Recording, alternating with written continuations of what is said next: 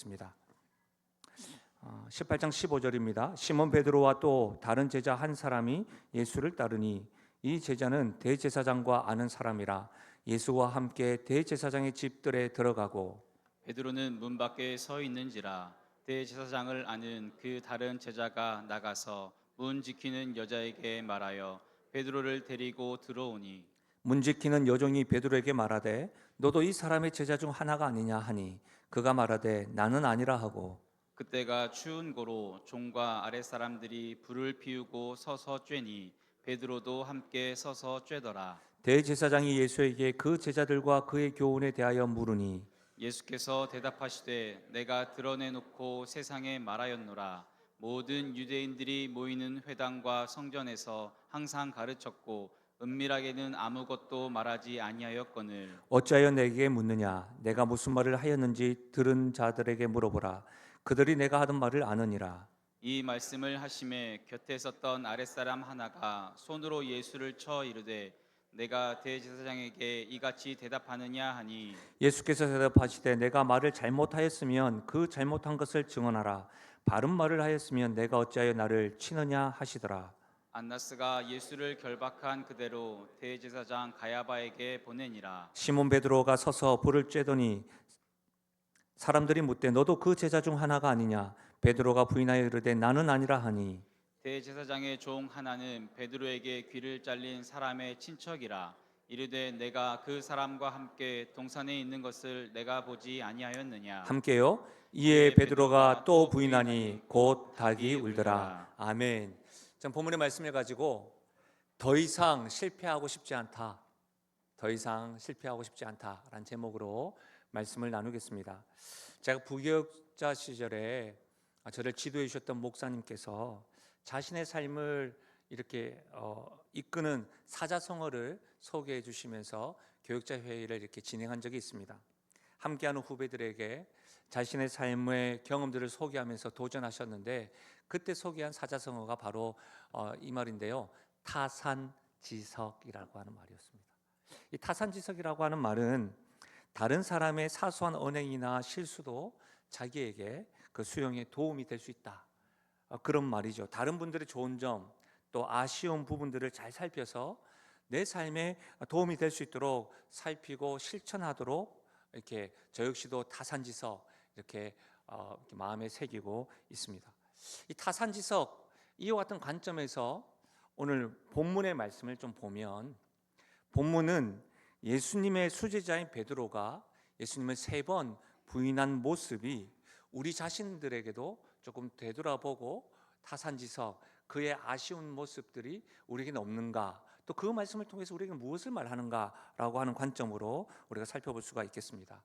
아마도 신앙생활을 꽤 하신 분이라고 한다면 이 베드로가 예수님을 부인한 사건에 대하여 적어도 한 번 이상은 다 들어보셨을 거라고 생각되어집니다. 그때마다 여러분들은 이런 질문을 하지 않으셨나요? 어떻게 12명의 제자 가운데 수제자인 베드로가 예수님을 배신할 수가 있을까? 어떻게 예수님과 3년 동안 동거했던 사람이 동고동락했던 그 베드로가 3번 부임하는가? 라임을 맞춘 것도 아니고 3년 동안 함께 또 이게 재미가 없군요. 3년 동안 함께 했는데 3번 부인했다. 이런 것이죠. 근데 여러분 실제로 저는 이런 질문들을 성도들이 말씀을 들으면서 하고 또 베드로의 부인된 설교들이 계속해서 외쳐지고 선포되질 때마다 가장 괴로운 생각 누가 할까요? 저는 천국에 있는 베드로가 아닐까 싶습니다. 그만 좀 해요. 부끄러워요. 뭐 이렇게 말을 할 수 있다면 그러지 않을까요? 수많은 세월과 시간이 흘러도 변함없이 베드로의 실패에 대하여 예수님을 부인한 그 내용을 반복해서 신뢰를 들기 때문에 아마 그렇지 않은가 싶습니다. 사랑하는 여러분, 우리 역시도 그렇습니다. 이 말씀을 반복해서 듣고 있는데 단지 베드로가 예수님을 부인했다와 같은 정보와 이야기로만 끝나는 것이 아니라 우리의 삶에서도 실패의 자리를 반복하는 것이 아니라 하나님이 기뻐하시는 성도의 삶의 모습으로 이렇게 전진할 수 위한 타산지석으로 삼아야 될 줄로 믿습니다. 이런 관점으로 오늘 그렇다면 베드로가 실패한 이유가 무엇인가 두 가지 살펴보면서 우리의 삶에 좀 적용해 보도록 하겠습니다. 첫 번째로 베드로가 실패한 이유는 뭐냐면 예수님의 경고를 소홀히 여겼기 때문입니다. 예수님의 경고를 소홀히 여길 때 실패의 자리가 우리의 자리가 될 수가 있습니다. 우리의 자리에서 이 실패라는 단어를 삭제하려면 주님의 말씀을 소홀히 여기기보다는 기억하고 그 말씀에 순종하는 일에 온 힘을 기울여야 합니다. 아마 세상에서 가장 힘든 일이 있다고 한다면 어떤 일이 있을까요? 사람마다 각자 다르겠죠. 주관적인 생각들이 있을 테니까요. 그럼에도 불구하고 아마 가장 힘든 일이 있다고 한다면 사랑하는 사람이 이 땅에서 먼저 떠난 것이 아닐까. 이 땅에서 더 이상 함께하지 못한 것이 참 힘들 것 같습니다. 사랑하는 사람과의 관계로 인하여 우리가 받는 그 스트레스와 또 어려움들이 있을 것 같습니다. 그렇게 따져봐도 오늘 말씀 역시도 예수님에게는 굉장히 힘든 사건이요 고난입니다. 예수님에게 있어서 이 땅에 오셔서 가장 큰 순환은 십자가에서 죽으심이죠. 그러나 여러분, 오늘 말씀해 보면 예수님이 사랑하는 제자에게 예수님이 이 땅에서 2번 배신당했습니다. 사랑하는 제자들에게. 우리가 지난번에는 가룟 유다에 대해서 배웠고요. 오늘은 베드로가 예수님을 배신하는 내용이 기록되어져 있습니다. 예수님의 수제자 베드로는요, 대제사장의 집 문턱을 넘으며 문 지키는 여종의 물음에 예수님을 처음 부인하고 바깥들에서는 함께 불을 쬐던 사람들의 물음에 예수님을 재차 부인했습니다. 그리고 예수님이 결박되는 순간에 우리가 지난번에 살펴보았던 것처럼 베드로가 칼로 이렇게 말고의 길을 딱 잘랐는데 그 말고의 친척인 대제사장의 종 앞에서 예수님을 또다시 부인했습니다. 여러분, 3번 부인한 예수님 베드로를 우리가 보고 있는데 실제로 베드로가 예수님을 부인하기 직전에 예수님을 위해서 베드로는 내가 예수님을 위하여 목숨까지 바치겠습니다라고 호언장담을 했습니다. 그 말씀이 요한복음 13장에 기록되어졌는데요. 베드로가 이르되 주여 내가 지금은 어찌하여 따라갈 수 없나이까 주를 위하여 내 목숨을 버리겠나이다 라고 이야기했습니다. 여러분, 베드로가 예수님을 사랑하지 않아서 부인한 것이 아닙니다. 베드로는 예수님을 참 많이 사랑했습니다. 보세요, 목숨까지 바치겠다고 이야기한다니까요. 이 자리에 계신 성도님들 가운데 한 번씩 저를 뵐 때마다 목사님 사랑합니다 이야기합니다. 그럼 제가 속으로 목숨까지 주세요라고 하고 싶을 때가 있습니다. 근데 제가 상처 입을까 봐 말을 못해요. 여러분, 베드로 보십시오. 목숨까지 버릴 수 있다고 장담한다는 말은 베드로는 예수님을 사랑하고 있다는 겁니다. 그러나 사랑하는 마음의 결단이었지만 그의 결심은 오래 가지 않습니다. 베드로의 다짐은 여지없이 사람들 앞에서 무너졌습니다. 예수님을 모른다고 부인하는 것으로 끝나지 않았습니다. 오늘 요한복음은 부인한다고 되어져 있지만 마가복음과 누가복음에는 예수님을 저주까지 하였다라고 기록되어져 있습니다. 마가복음 14장 70절인데요. 또 부인하더라. 조금 후에 곁에 서 있는 사람들이 다시 베드로에게 말하되 너도 갈릴리 사람이니 참으로 그 도당이니라. 그러나 베드로가 저주하고 맹세하되 모른다, 알지 못한다 이렇게 말하고 있습니다. 사랑하는 여러분, 베드로는 예수님을 부인하는 정도가 아니라 저주하였습니다. 베드로의 저주는요, 예수님에 대한 베드로의 저주는 이런 게 아닙니다. 강요에 의한 저주가 아닙니다. 딱 묶여가지고 말하면 풀어주겠다, 때리고 말할 때까지 계속 고난을 줘가지고 했던 것이 아닙니다. 베드로는 지금 뭐예요? 자발적으로 이 상황을 벗어나기 위하여 예수님을 저주하고 있는 겁니다. 베드로는 모든 제자들이 예수님을 부인한다 할지라도 자신은 결코 부인하지 않겠습니다, 그렇게 자신했습니다. 그런 결단 앞에서 예수님이 어떻게 반응하셨습니까? 아이고 참 귀하다 이렇게 말씀하지 않고 경고하셨습니다. 38절인데요 우리 다시 한 번 더 예수님의 경고를 같이 한번 읽어볼까요? 같이 읽겠습니다. 시작. 예수께서 대답하시되 내가 나를 위하여 내 목숨을 버리겠느냐 내가 진실로 진실로 내게 이르노니 닭 울기 전에 내가 3번 나를 부인하리라. 예, 내가 목숨까지 바치겠습니다라고 할 때 예수님은 그의 연약함을 알고 그래, 그렇지만 너는 분명히 나를 부인할 거야. 이렇게 구체적으로 3번 다 굴기 전에 구체적으로 말씀하셨습니다. 주님의 경고가 있은 지 얼마 되지 않아서 베드로의 그 결단과 신앙과 용기의 최초의 시험이 다가옵니다. 오늘 말씀에 보면 어린 여인이 너도 설마 이 사람의 제자 중 하나가 아닙니까? 라고 물어봤는데 그 물음에 베드로는 아니다 라고 노골적으로 거짓말을 했습니다. 몇 시간 전에 다수의 무장한 군인들에 대항하여 칼을 뽑고 검을 뽑았더니 그 베드로가 한 여인의 가벼운 질문 앞에 그 사람 같은데요? 그리스도인임을 고백하기를 거부했습니다. 여러분, 어느 정도의 분위기였냐면 저는 여러분에게 한 번씩 이야기하기죠. 저는 서울태생 부산 사람입니다. 그러면서 이제 강단에서 굉장히 어색한 표준어를 하면서 저는 서울태생입니다 라고 계속해서 강조를 하지만 방송을 듣고 제 설교를 듣는 분들은 딱 아시더라고요. 억양, 목사님 부산 사람이네요 이렇게 이야기해요. 소녀가 그렇게 물어본 겁니다. 베드로에게 갈릴리 사람 같은데요? 이렇게 가볍게 물어봤는데 노골적으로 아니다라고 이야기했습니다. 또 다른 질문을 받게 됩니다. 사람들이 묻되 너도 그 제자 중 하나가 아니냐? 베드로가 25절에 또 뭐라고 합니까? 아니다라고 이야기합니다. 계속 부인하고 있습니다. 동산에서 보았고 베드로가 검을 사용한 것을 보고 제자들 중에 좀 급진적인가 보다 그렇게 생각했던 사람이 다시 묻습니다. 내가 동산에서 당신을 보았습니다라고 했을 때 아니다라고 이야기했는데 성경은 뭐예요? 저주까지 하면서 강하게 부인했다는 겁니다. 사랑하는 여러분, 우리가 말씀을 통해서 알 수 있는 건 뭐예요? 예수님께서 베드로뿐만 아니라 제자들에게도 반복해서 십자가를 지시기 전에 순한 예고, 예수님께서 고난받으시고 십자가를 질 것이라고 하는 것을 반복적으로 가르쳐 줄 뿐만 아니라 제자들에게 계속해서 앞으로 너희들이 고난을 겪게 될 것이다 라는 것을 말씀을 통해서 알려주셨어요. 왜요? 준비시켰던 것이죠. 그런 고난이 있을 때 대비하라고.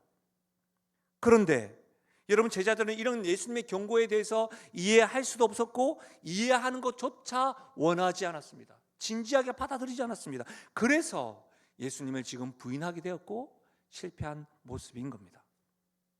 베드로가 예수님을 부인하는 이 과정은 오늘날 성도로 살아가는 우리에게 경고를 해줍니다.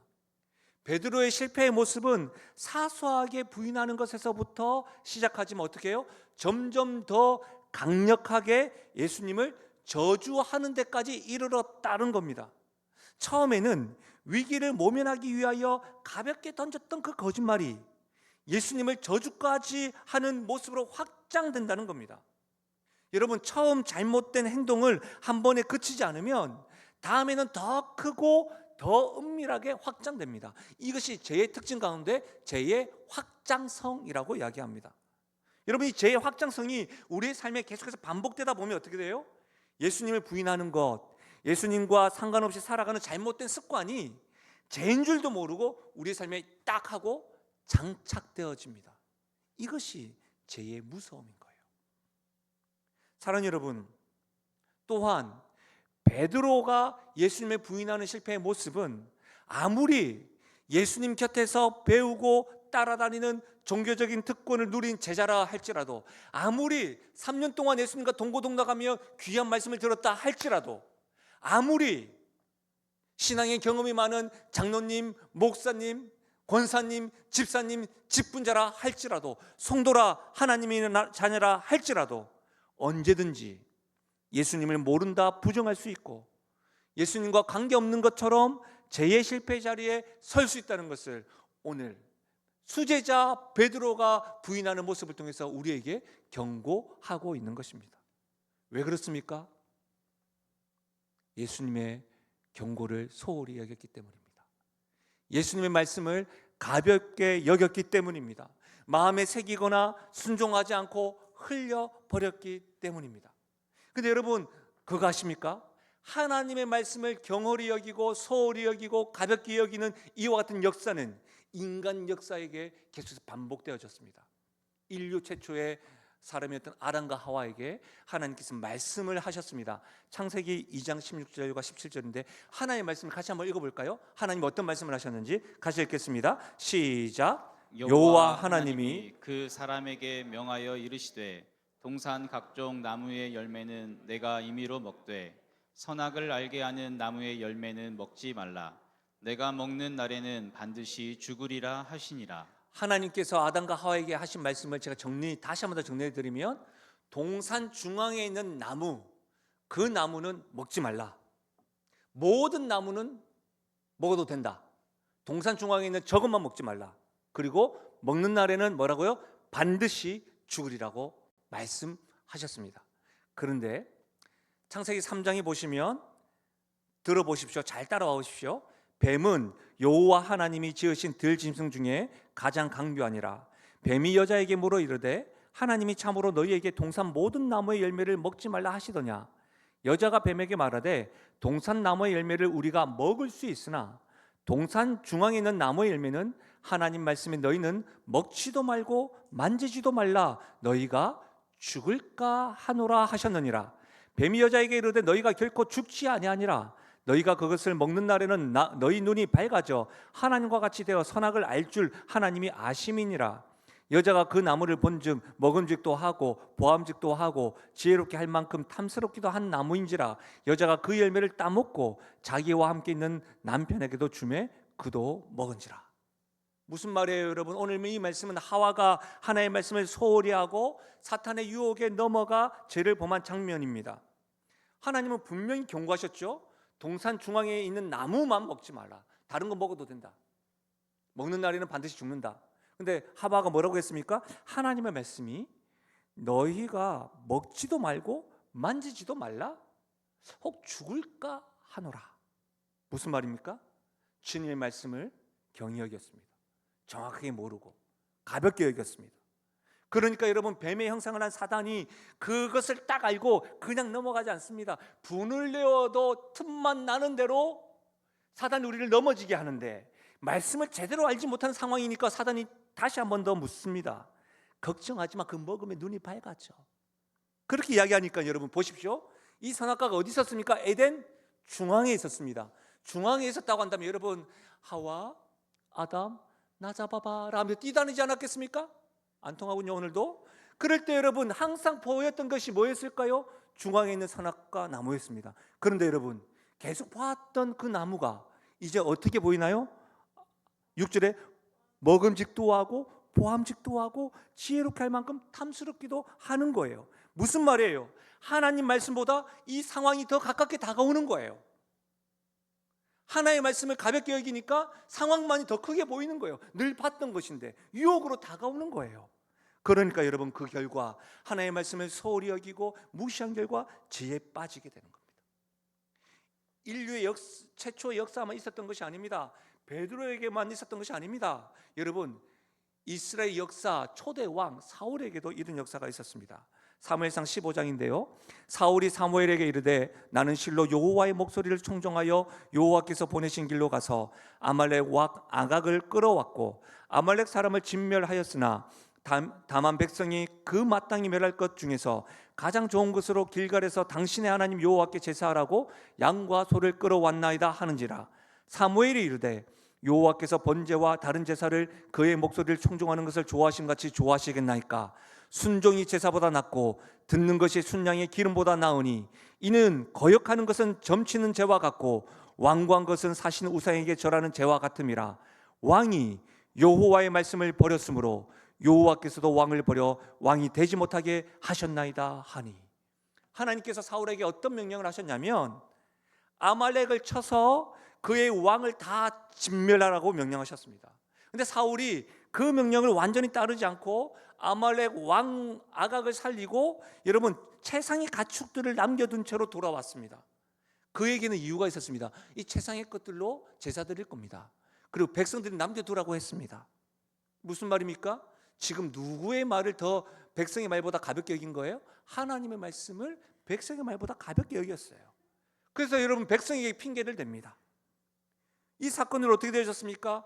사울의 왕위를 하나님께서 떠나게 하셨고 그 왕위를 여러분 그의 자손인 요나단이 받지 못하고 다윗에게 준 거 아닙니까?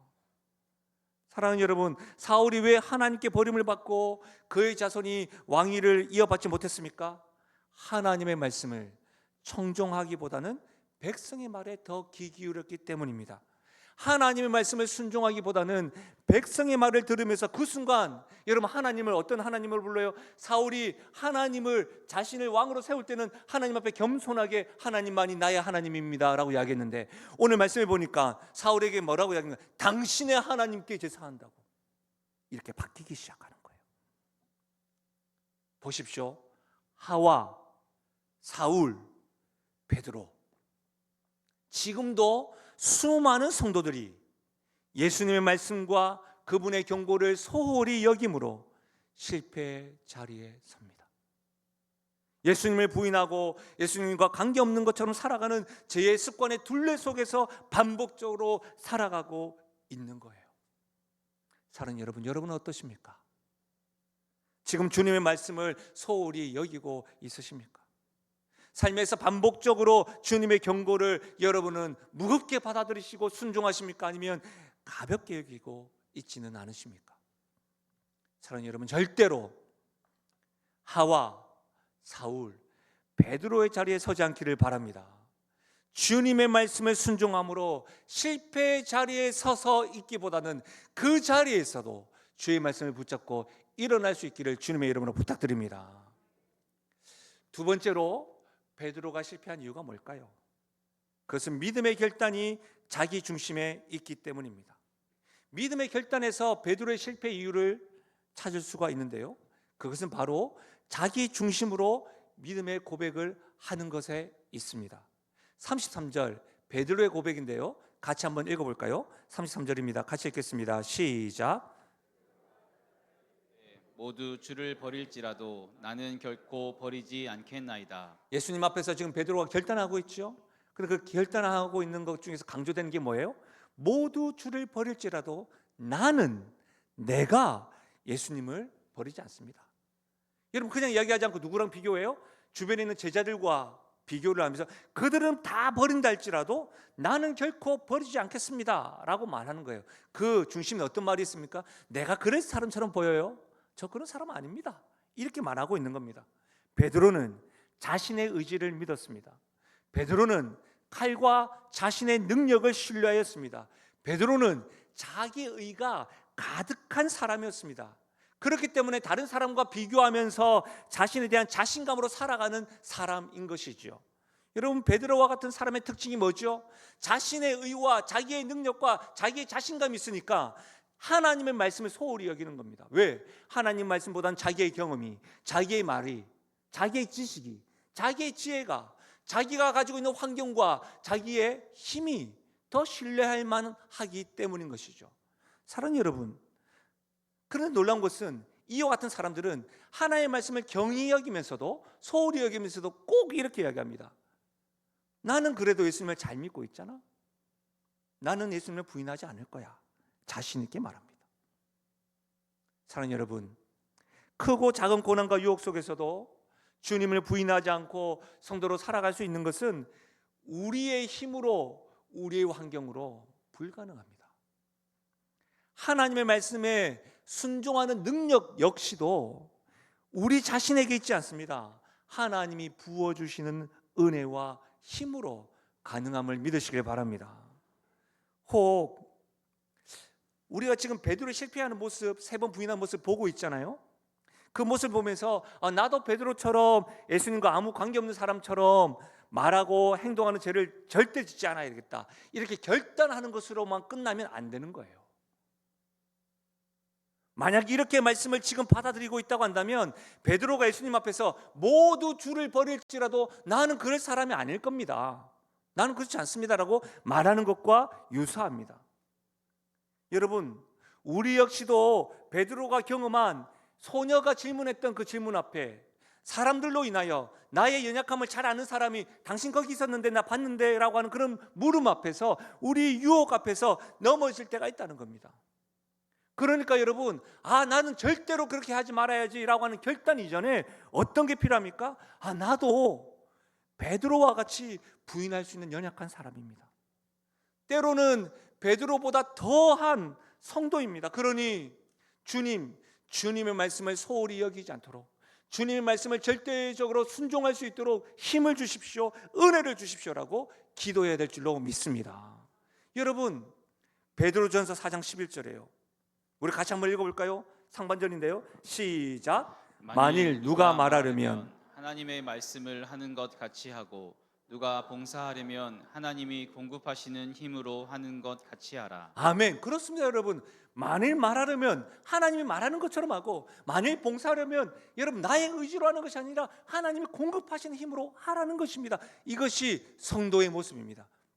이것이 하나님의 아버지라 모시는 하나님 자녀의 모습입니다. 이것이 베드로와 같이 비겁하게 살아가지 않고 당당하게 살아갈 수 있는 비결입니다. 오늘 본문의 말씀은요, 굉장히 좀 재밌습니다.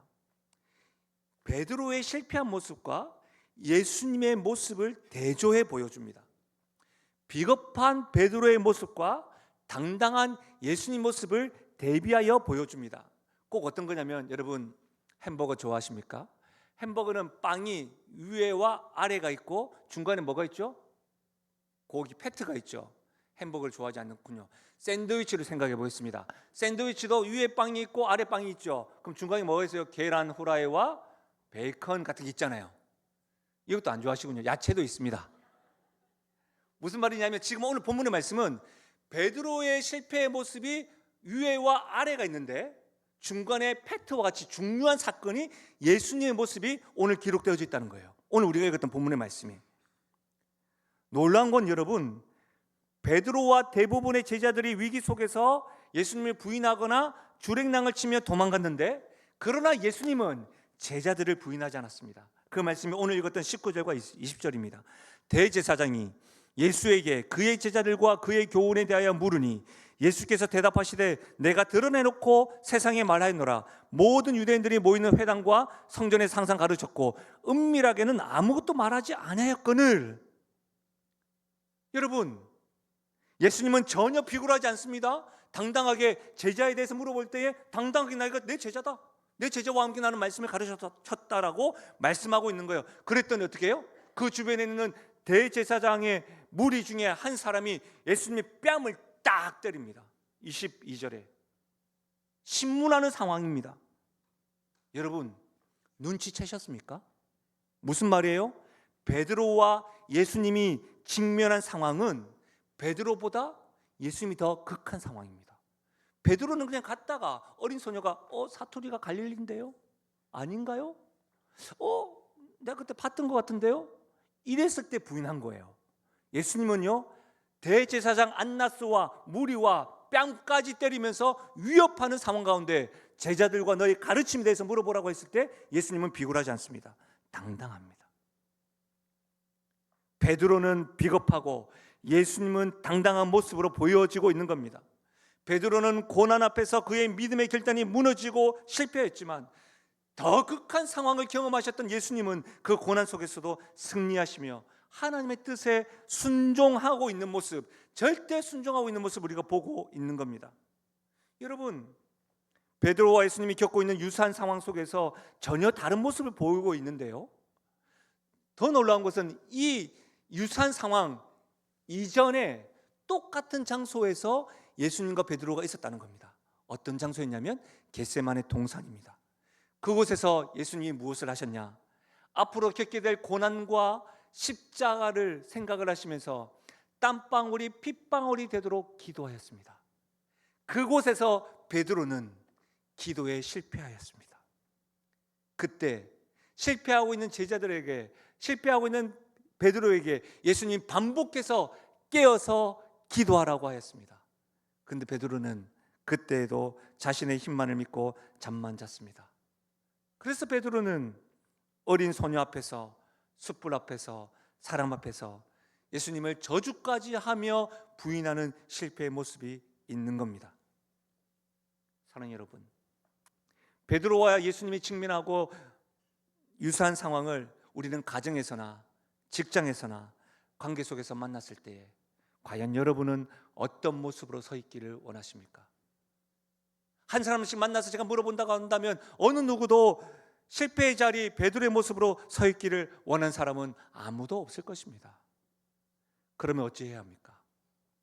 매일의 삶 속에서, 고난의 시간 속에서도 비겁한 실패하는 베드로의 모습이 아니라 예수님처럼 당당하게 살아갈 수 있게 해주십시오라고 깨어 기도해야 합니다. 베드로처럼 연약한 존재이고 때로는 베드로보다 더 못한 시험 믿음을 가지고 있기에 하나님은 은혜를 주십시오. 이런 상황 속에서도 나의 연약한 믿음이 흔들립니다. 주의 말씀을 소홀히 하려고 합니다 라고 주 앞에 은혜를 구하며 기도해야 합니다. 깨어 기도해야 합니다. 우리가 깨어서 기도할 수 있는 이유가 어디에 있어요? 그것도 우리의 의지인가요? 우리의 힘인가요? 그렇지 않습니다. 여러분, 히브리서 4장 15절과 16절 같이 한번 읽어볼까요? 히브리서 4장 15절과 16절입니다. 같이 읽겠습니다. 시작. 우리에게 있는 대제사장은 우리의 연약함을 동정하지 못하실 리가 아니요 모든 일에 우리와 똑같이 시험을 받으신 이로되 죄는 없으시니라. 그러므로 우리는 긍휼하심을 받고 때를 따라 돕는 은혜를 얻기 위하여 은혜의 보좌 앞에 담대히 나아갈 것이니라. 아멘. 사랑하는 여러분, 이 말씀을 가만히 보십시오. 우리에겐 대제사장 되신 예수님이 있대요. 그 예수님은 우리의 연약함을 동정하시는 분이시대요. 그분도 우리와 똑같이 시험을 받으셨대요. 여러분, 오늘 말씀에서 보잖아요. 베드로와 같은 상황, 더 극한 상황의 시험을 받으시지만 베드로는 실패했지만 예수님 당당하고 예수님은 부인하지 않고 절대적으로 하나님께 절대 순종하는 모습, 그런 분이 우리에게 있는 거예요. 그러니 우리도 그와 같은 시험을 겪을 때에 때를 따라 돕는 은혜를 얻기 위하여 우리의 형편을 다 하시고 우리와 같은 시험을 받으시는, 우리의 연약함을 동정하시는 예수님이 있기에 그분 앞에 나아가 기도해야 될 줄로 믿습니다. 사랑하는 여러분, 언제까지 주무시겠습니까? 언제까지 하나님의 말씀을 소홀히 여기시겠습니까? 언제까지 주님의 경고의 말씀을 흘려보내시겠습니까? 여러분, 새벽을 깨우시든지 매일의 삶 가운데 진지하게 기도할 수 있는 시간과 장소를 만들어서 골방 기도를 하시든지, 그것도 안 된다고 하신다면 일주일에 한 번 적어도 금요 기도 집회 나오셔서 가슴을 치면서 하나님, 다시는 실패의 자리에 서고 싶지 않습니다. 다시는 주의 말씀을 소홀히 여기지 않겠습니다.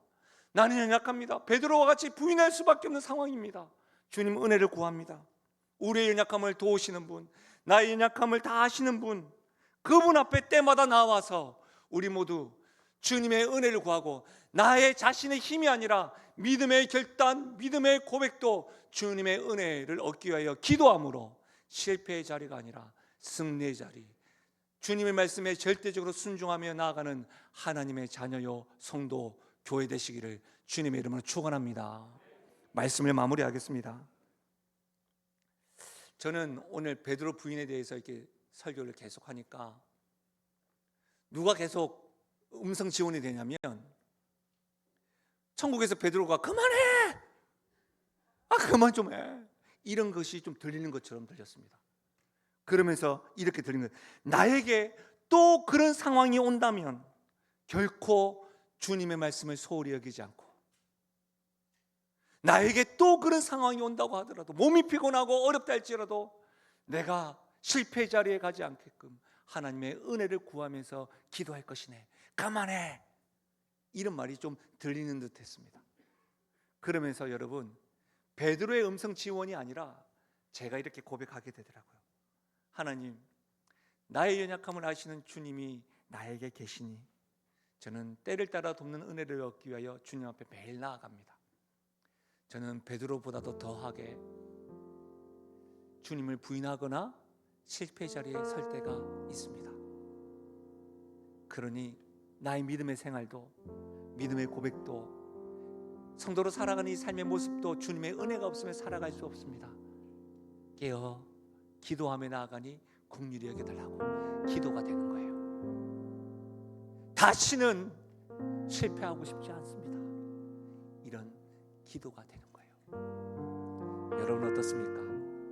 오늘 베드로의 모습을 타산지석으로 삼아서 그 자리에 머무는 것이 아니라 주님을 기쁘시게 하고 하나님의 영광을 이렇게 반사하는 반사체로 여러분의 가정과 여러분 직장과 여러분 관계 속에서 살아가시기를 주님의 이름으로 축원합니다. 오늘 이 말씀을 생각하면서 이 찬송가로 우리의 기도회를 대신하였으면 좋겠습니다.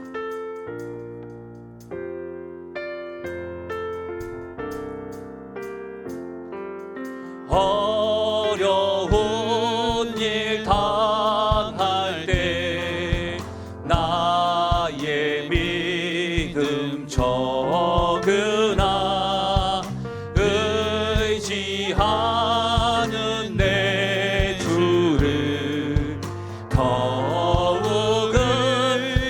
다시 한 번 더 고백하실까요? 어려운 일 당할 때, 어려운 일 당할 때 나의 믿음 적으나 의지하는 내 누구를요? 더욱 의지함 성령께서 내 마음 성령께서 내 마음 밝히 비춰주시니 인도하시니 우리 주 앞에 이렇게 고백하실까요? 주만 의지하네 세월 지나갈수록 세월 지나갈수록 의지할 것뿐일세 무슨 일을 당해도 예수 의지함 밝을 때의 노래와 밝을 때의 노래와 얻을 때의 기도로 위태할 때 우리의 도움이 어디에 있습니까? 우리 주님께 주께 간구하면 생명이 있을 동안에 생명이 우리 이렇게 고백하며 나아가실까요? 예수 의지합니다. 예수 의지합니다. 천국 올라가도록 의지할 것뿐 아멘. 세월 지나갈수록 의지할 것뿐 무슨 일을 당해도 무슨 일을 당해도 예수 의지 우리 마지막으로 고백하실까요? 세월 지나갈수록 의지할 것뿐일세 무슨 일을 당해도 예수 의지합니다. 우리 시간 기도하며 나가실까요? 베드로의 부인하는 모습을 보고 무슨 제자가 그래? 무슨 3년 동안 동고동락 해놓고 저래? 나는 결코 그렇지 않을 거야. 혹 이렇게 베드로의 모습을 보시면서 생각하시는 분 계십니까? 베드로가 예수님께 모두가 주를 버릴지라도 나는 그렇지 않겠습니다라고 말하는 것과 같습니다. 타산지석으로 삼아 우리는 주님께서 경고하시고 말씀하시는 것을 가벼이 여기지 아니하고 소홀히 여기지 않고 절대 순종하며 나아가겠습니다. 주님, 저는 때로는 베드로보다 더 연약한 존재인데 주님의 은혜가 필요합니다. 나의 믿음을 지켜나가는 데도 은혜가 필요합니다. 이와 같이 말씀을 생각하시면서 기도할 뿐만 아니라 성령께서 각자에게 주신 기도의 제목을 가지고 이 시간 말씀 가지고 우리 함께 소리내어 기도하며 나갑니다. 하나님 아버지, 참으로 감사함을 드립니다. 어려움을 당하고 유혹 앞에 있을 때에 하나님 아버지, 우리의 믿음이 너무나도 적고 우리의 결단이 허무 없이 넘어지는 것을 보게 됩니다. 베드로보다도 더한 모습으로 살아가는 나의 모습을 발견할 때가 있습니다. 아버지 하나님, 오늘 베드로의 모습을 통하여 다시는 실패하고 싶지 않고 다시는 실패 자리에 서고 싶지 않은데 나의 힘으로는 될 수 없사오니 주님의 은혜를 더하여 주시고 주의 말씀에 굳건하게 붙잡고 나아가는 우리 성도들 되게 하여 주옵소서. 우리 가정들 되게 하여 주옵소서. 우리 교회 되게 하여 주시옵소서. 주님의 은혜를 구하며 나아갑니다. 주님의 은혜를 구하며 나아가오니 은혜 더하여 주시고 함께하여 주시옵소서. 오 주님 감사합니다. 하나님 아버지, 감사함을 드립니다. 오늘 베드로의 실패한 모습, 예수님께 부인한 모습 보여주셔서 우리 역시도 주님 곁에 있으면서도 베드로와 같이 언제든지 실패하고 넘어질 수 있음을 경고해 주신 것 기억하여서 주님의 말씀을 절대로 소홀히 여기지 아니하고 그 말씀에 절대 순종할 뿐만 아니라 나의 믿음도 주님을 향한 나의 사랑의 고백도 연약한 종의 고백과 의지와 믿음을 붙잡아 주셔서 은혜로 말미암아 감당할 수 있다고 고백하며 나아가는 주의 성도들마다 다시는 실패의 자리에 있지 아니하고 승리하고 넘어졌더라도 다시 일어나서 하나님께 영광 돌려드리는 사랑하는 성도요 가정이요 교회 되게 하여 주옵소서. 그렇게 역사하실 주님을 찬양하옵고 예수님의 이름으로 기도하옵나이다. 아멘. 다 함께 일어나셔서 우리 주 앞에 결단하며 찬양하며 나아가시겠습니다. 나의 평생에 가장 복된 일은 내가 예수님을 만난 것이라. 나의 평생에 가장 잘한 일, 내가 예수님을 주로 섬긴 것이. 이 세상 살아갈 동안 이 세상 살 동안 내가 걷는 길, 때론 험하여져서 넘어질 때도 우리에게 주께서 주의 강한 손이 나를 붙드시니 나는 예수님만 아멘. 주로 섬기며 살리. 우리 이렇게 고백하며 나아가실까요? 나는 주를 섬기는 것에 후회가 없습니다. 내가 걸어온 모든 시간 다 주의 은혜니 내가 걸어갈 모든 날도 주만 섬기며 살리. 오직 예수 이름 부르며 살아가리. 이것이 나의 간증이요, 이것이 나의 찬송이세. 나 사는 동안 끊임없이 그 주를 찬송하리로다. 나 사는 동안 끊임없이 구주를 찬송하리로다.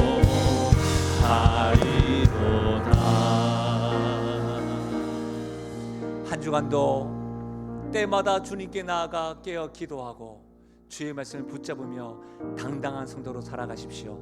하나님의 축복을 받겠습니다. 지금 우리 주 예수 그리스도의 은혜와 하나님 아버지의 무한하신 사랑과 성령 하나님의 위로 교통하심 충만하신 역사가 주님 다시는 더 이상 실패하고 싶지 아니하고 승리하며 성도로서 당당하게 살아가기를 원한다고 고백하고 은혜를 구하며 나아가는 사랑하는 주의 백성들 머리 위에와 그들의 가정과 생업과 기도 제목 위에 특별히 사랑하는 다음 세대 머리 위에 지금으로부터 영원토록 함께 하시기를 축원하옵나이다. 아멘.